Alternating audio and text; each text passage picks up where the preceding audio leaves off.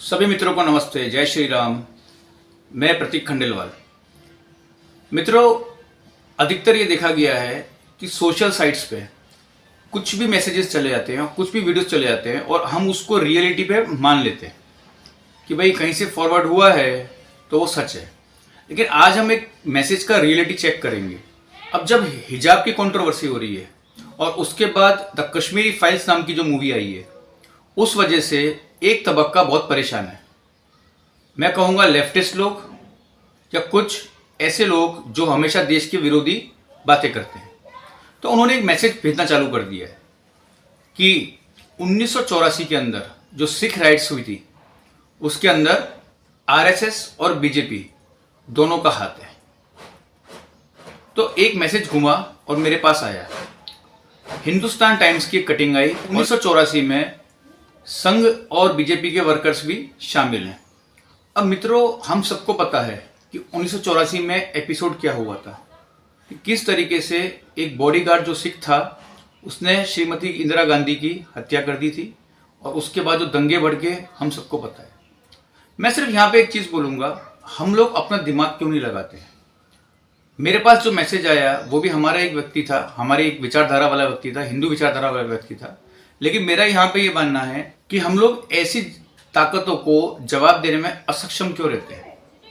एक कॉमन सी बात है, क्या न्यूज़पेपर की कटिंग क्या सच का प्रमाण है?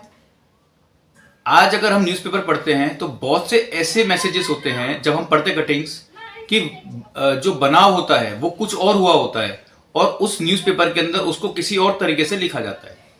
आज अगर हम 10 न्यूज़पेपर देखेंगे तो एक ही न्यूज़ को तोड़ मरोड़ के अलग अलग तरीके से प्रेजेंट किया जाता है। कहीं पे अगर एक की मौत दिखाई जाएगी तो कहीं पे 5 की दिखाई जाएगी, कहीं पे 4 की दिखाई जाएगी, कहीं पे 3 की मौत दिखाई जाएगी।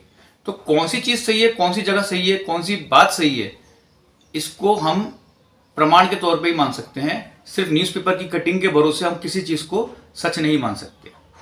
तो जब ये मेरे पास कटिंग आती है तो मैंने चेक किया और मैंने उस समय का पाया कि मिनिस्ट्री ऑफ होम अफेयर्स, हम सब समझते हैं गृह मंत्रालय, उसकी बात को हम सच मानेंगे या फिर एक पेपर की कटिंग को सच मानेंगे। तो ऑब्वियस बात है कि गृह मंत्रालय की बातें को सही माना जाएगा। तो उस समय जो गृह मंत्रालय का जो नानावटी कमीशन जब उसको स्थापित किया था इस पूरी मसले को देखने के लिए, तो उन्होंने जो पाया, तो उनकी जो रिपोर्ट है जिसमें लिखा जाता है लास्ट में ओवरऑल कंसिडरेशन टॉपिक था, उसके अंदर जब ओवरऑल कंसिडरेशन में 180वां जो पेज है जब हम देखेंगे तो उसमें क्लियर लिखा है कि large number of affidavits indicates that the local Congress leaders and workers had either incited or help the mobs in attacking the Sikhs. और इसमें नाम आता है सज्जन सिंह जी का, जो कि कांग्रेस लीडर हुआ करते थे। तो यहाँ पे आरएसएस और बीजेपी की बात कहाँ से आ रही है? जब एमएचए जो गृह मंत्रालय, जब ये नानावटी कमीशन की रिपोर्ट गठित करी गई तो उस समय भी कांग्रेस की सरकार थी। तो सच को हम मानना सीखें, जानना सीखें, अफवाहों के बाजारों में ना आए और कोई भी चीज़ है रियलिटी पे आप चेक करिए, क्योंकि हर चीज़ के दो पहलू पे मिल जाएंगे। आजकल की पत्रकारिता पे कोई सवाल नहीं उठाना चाहता, लेकिन ये बात सच है कि पत्रकारिता भी बटी हुई है। तो एक तरफ एक घटका शुरू से बटी हुई है भारत के अंदर, तो एक घटका कुछ और बोलता है तो एक घटका कुछ और बोलता है।